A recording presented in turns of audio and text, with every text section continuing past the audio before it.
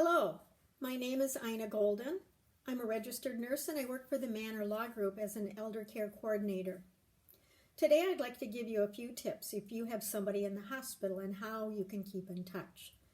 The first thing is, if you know that they're in the hospital, you can call the hospital's main number and ask to be connected to the floor where your loved one is. Then you can ask to speak to the nurse. If you have a HIPAA release, the nurse can give you information. If the nurse is unavailable, please ask them to call you back.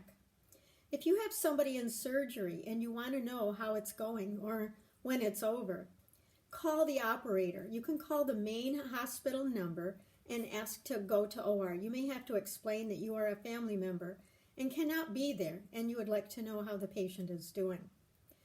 They can connect you to the OR. The unit clerk or unit secretary will probably answer, and you can ask questions and ask them to call back or have the doctor or another medical person call back.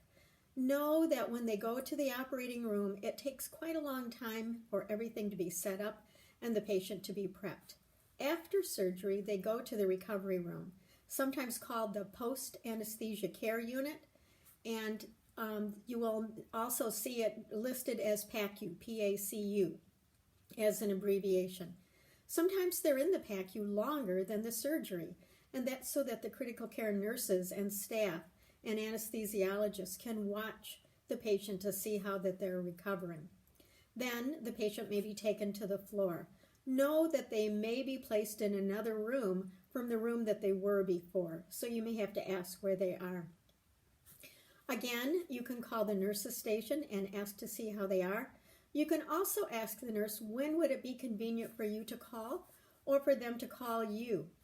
I know if I had a loved one in, I would probably want to know how they were doing on each shift, and so I would ask if they could do that.